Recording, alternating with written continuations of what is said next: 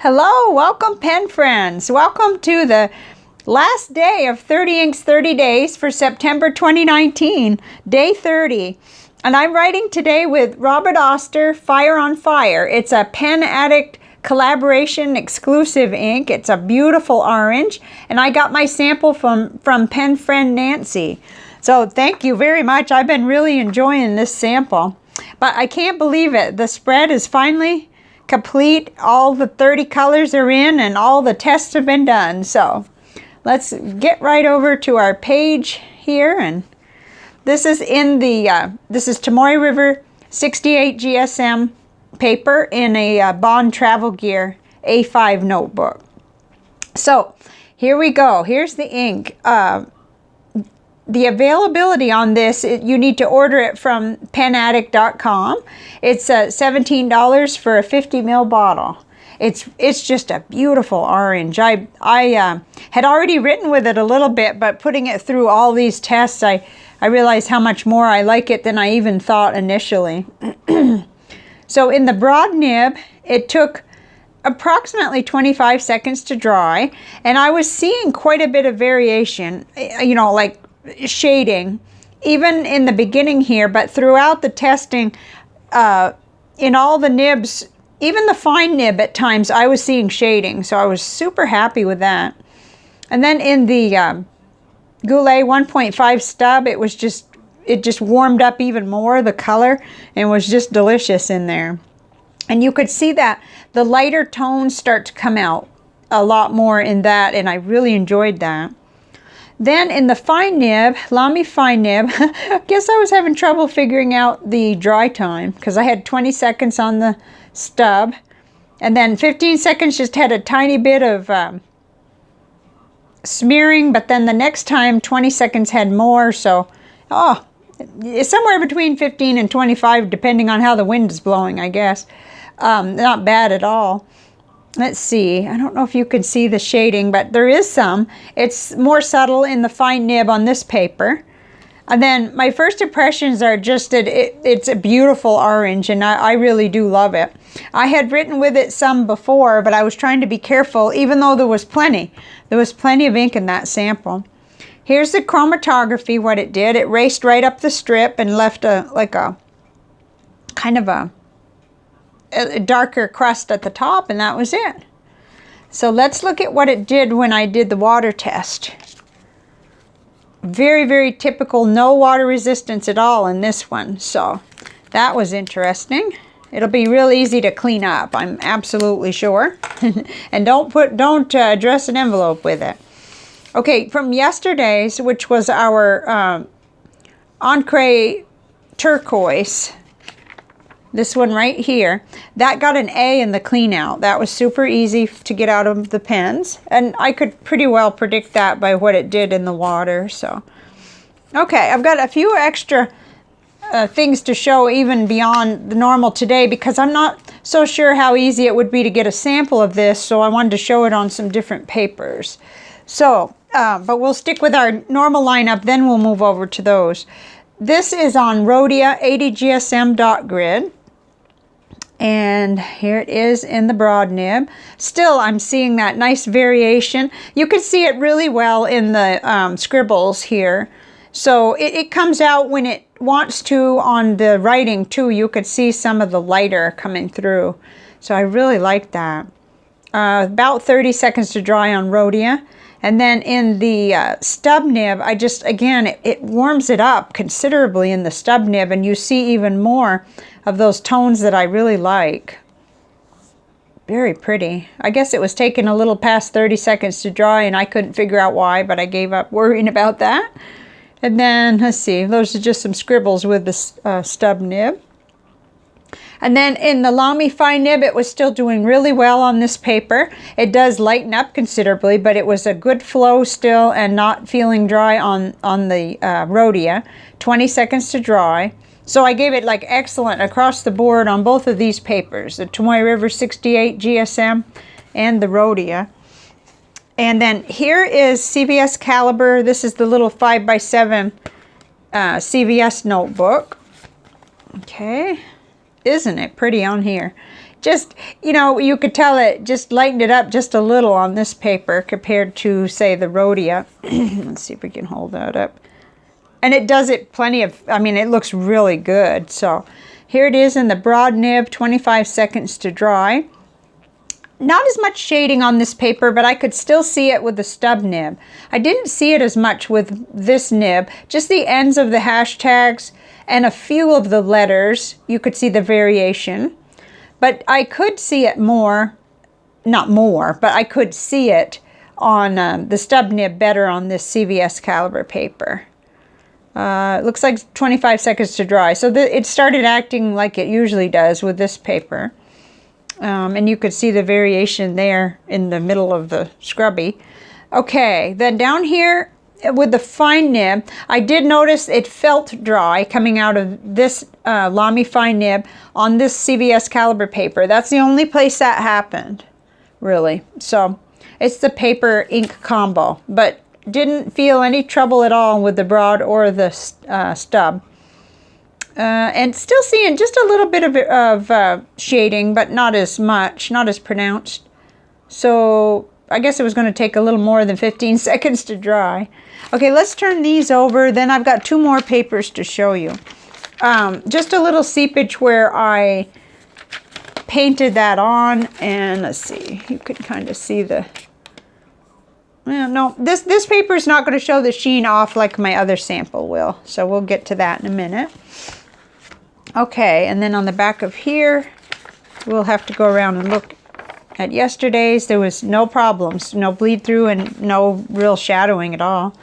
And then let's see, on the back of Tomoya River paper, whoops, as expected, nothing but the ordinary ghosting or shadowing, nothing to worry about there. Okay, so let's grab some Tomoya River paper examples on 52 GSM. I really wanted to show you since I don't think it's that easy to get a sample of this. So, okay, so this is the more cream colored. It's in the little Birmingham notebook. And I tried out each of the nibs in here, and I did do a big kind of a painted on swatch. So, but I think when we see the ink blobs or the ink splatters, you'll see the sheen better. Okay, so let's see. Here it is in the, I started with the stub nib. I don't usually do that, so it threw me off. And I'm seeing nice shading, not heavy shading, but I'm seeing it. And then in the broad nib, here it is. Some shading around the hashtags and the ends, the bottoms and the ends of some of the letters. And then we lose the shading in the fine nib on Tomoya River on this 52 GSM. Let's see how it looks. Ordinary shadowing. I would imagine that seeped through. Oh yeah, where I painted it on, it seeped through. But that's nothing. That was put on pretty heavily on purpose.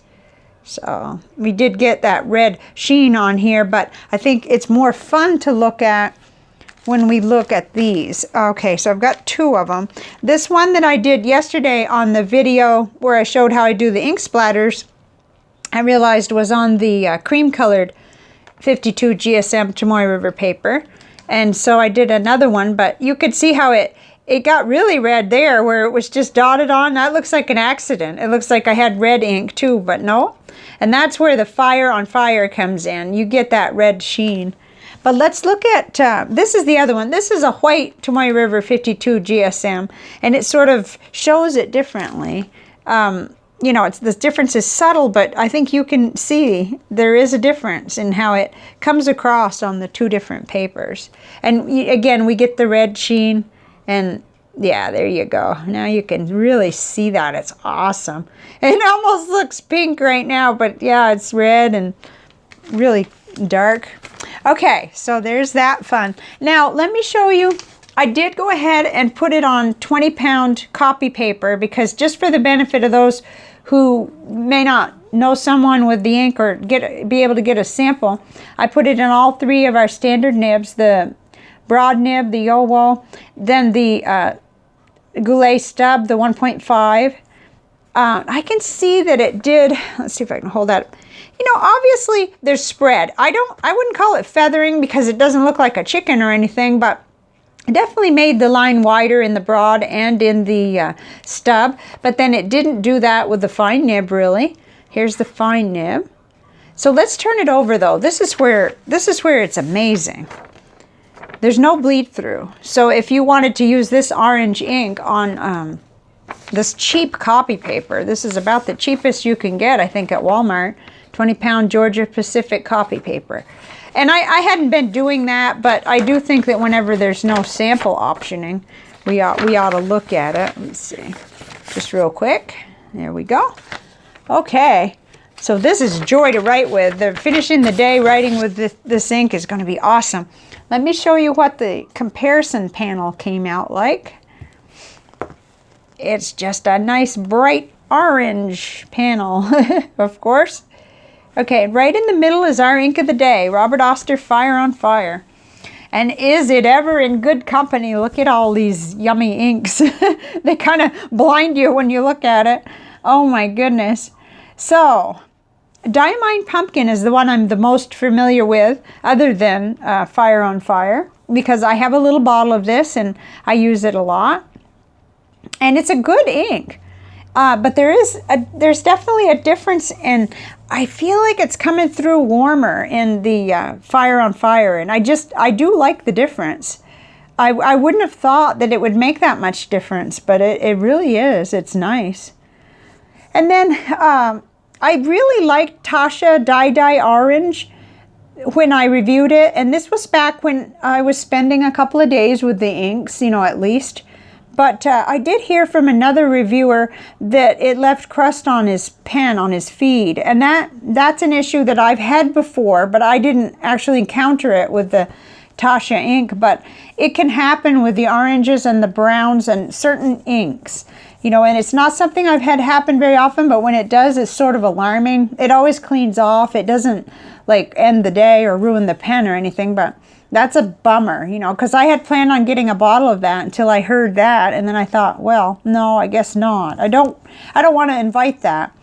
And the reviewer, I haven't worked with Fire on Fire enough to know, but I believe it was Mike that said, Ink Dependence, that said that this one did not do that, and he had it in the nibs longer. So that's just for your information, that would be a good thing to know. And then Mont Blanc Lucky Orange, that's beautiful. It really kind of, it sits there and it looks pretty comparable, although I haven't had it in a nib as much to really know. Now, I had it for a while in a little pocket pen, and I just loved it. So it's a beautiful ink. And then we've got a lighter kind of orange up here, Summer Tanager. That's pretty. That's the Noodlers. But it is considerably lighter, and I think the camera is brightening it just a little bit. But I do believe you'd probably enjoy this one better if you like a darker, more saturated. And then here's one that we will be doing soon, because it comes in the Jacques Arbon standard full line of their premier inks that are exclusive to Goutlet. I'm going to be doing profiles on all 10 of those, so that will be coming up soon, the one up here in the left top corner. And then we have our Noodler's Habanero, which is, it's got a lot more yellow in it, it looks like, but it's really pretty and kind of along the lines of this orange here.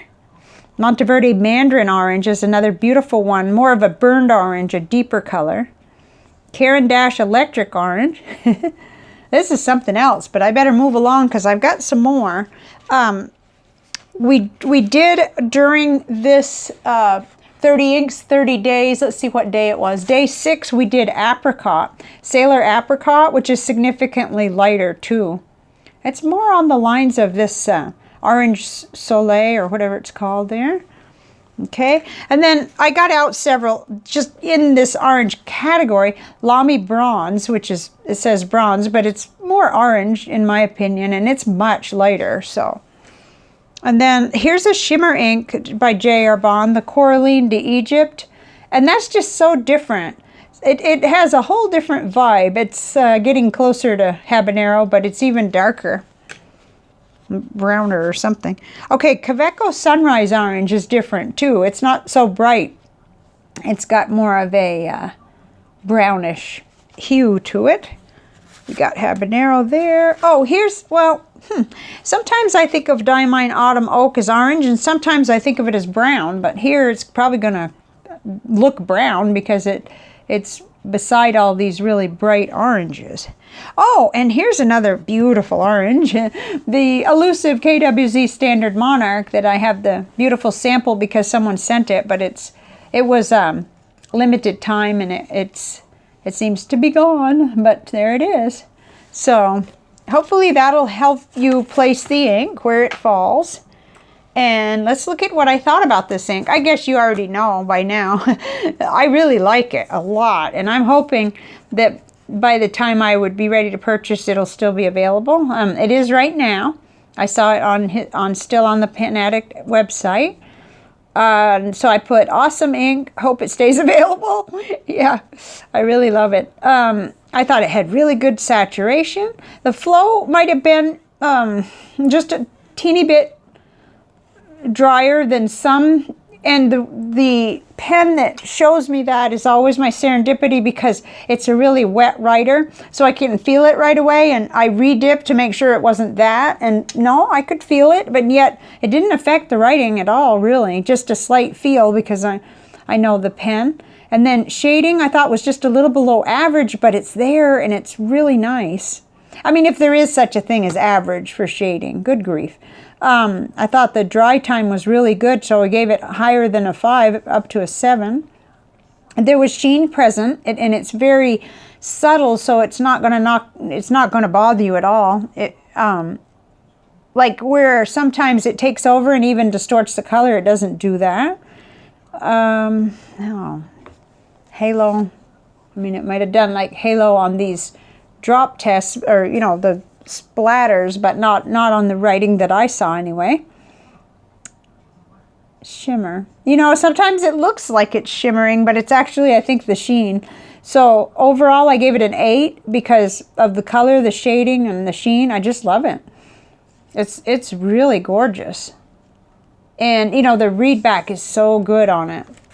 And I was trying to think, what makes me say that? Well, the way it looked on Rhodia and the fine nib, it was like, okay, if anything's gonna give that up. We can't judge it by CVS caliber. That's a cheaper paper that sometimes dulls down the color of the inks. But this, I think, was a good judge of what it looked like in the fine nib. So, there we have it. Let's see what happens when we get going with the Nick Stewart technique today. Try that, see what happens. Oh, this is messy. Okay, I had to turn it over, but I'm not sure it's a good side. All right, we've got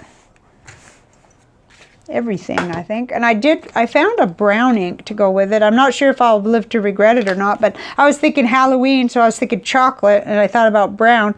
And this is Krishna dark chocolate, so we'll see what happens.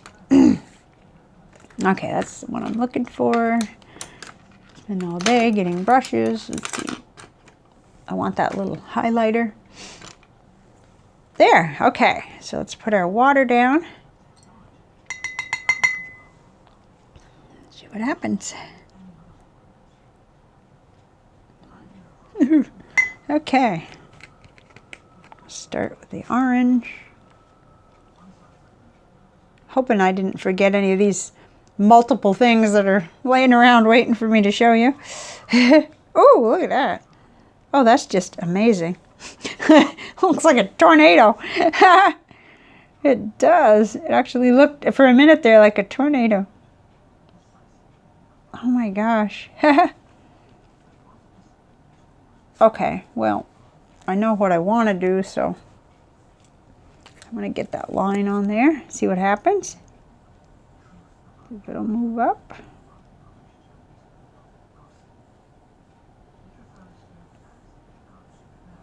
Cool. Okay, shall we get some chocolate? See what happens. Maybe I'll give it a little bit bigger. I have no idea. I can't remember what this one did. I know I whoa. Okay, it looks green.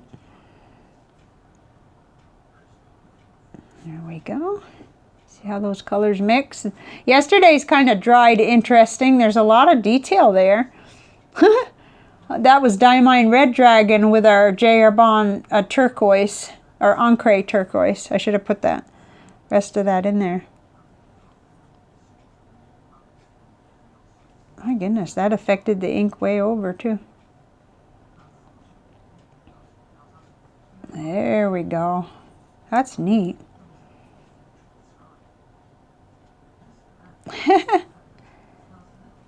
Oh my goodness, I could see a really big pool of water there. I don't know what's keeping it there, actually.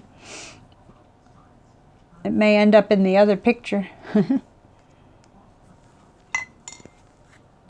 Okay. Put the bottom line on. Water. Oh, yeah, I just had to do that. I didn't actually mean to, but well, it's pretty anyway.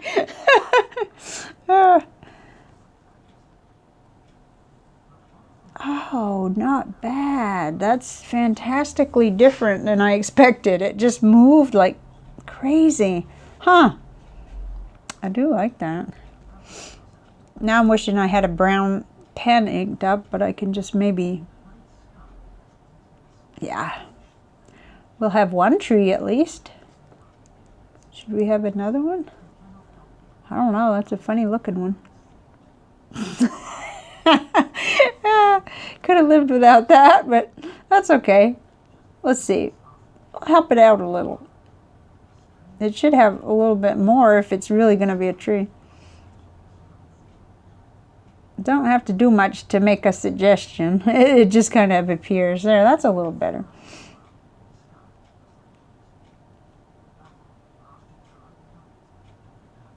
Oh, this is fun. This I could do all day, but I'm pretty sure that, yeah, the video's getting kind of long. All right. Oh, I like this. This is cool. I wonder what I thought I was going to be making color-wise. I probably had some reason for getting this, but I don't remember. Okay, I'm going to try to leave it alone because I actually think this is really good and I didn't know it was going to happen. Okay, so there we go. Now, usually this is where I say, you know, what's next? Well, I could tell you what's next, but I don't actually have a visual. Because what is next, I'm going to try to do like a face-to-face wrap-up and talk about some of the insights that I had, because I took the 30 Inks 30 Days challenge that Ink Journal gave and took it to a little bit different level because I did a video every day. And I did that for a couple reasons, mostly so that I could finally pay good attention to these, 30 ink samples, which it represented 3 ink flights and 8 additional inks. And it does make me feel really good to have that done. Very, very nice to be able to share them with you.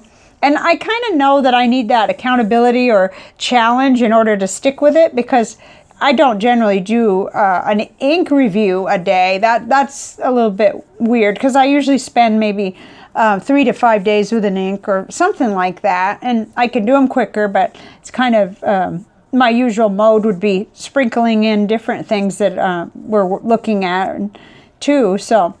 And of course, next will be the inks that we talked about. I'm going to move this before I end up setting something on top of it. That looks neat. I highly recommend those 2 inks together if you happen to have them both. So we will be moving on to the Jacques Herbin standard full line of their Premier fountain pen inks. I think it's Premier. Okay, I may be using the wrong word. I have lots more research to do, and I have seen their initial video, but these were provided by Goutlet Pen Company, so we're going to get a chance to really profile each one of them. But for now, what did you think of today's ink? I just think it's a solid orange. I like it a lot. And it's got, it just looks so warm in the nibs, and I don't know. And then when you wanna do this kind of thing, you get all kinds of neat red sheen coming out.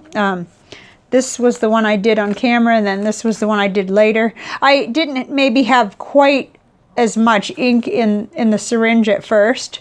So if you're playing around with that technique and you're not getting what you want, just back it up a little, put a little more ink in, and don't let it all out. But I find that usually if I let it just gently squeeze all the ink out of the syringe, I end up with more than enough. So let me know what you thought about Robert Oster, Fire on Fire. It's beautiful, and I'd love to hear what you think. Bye for now.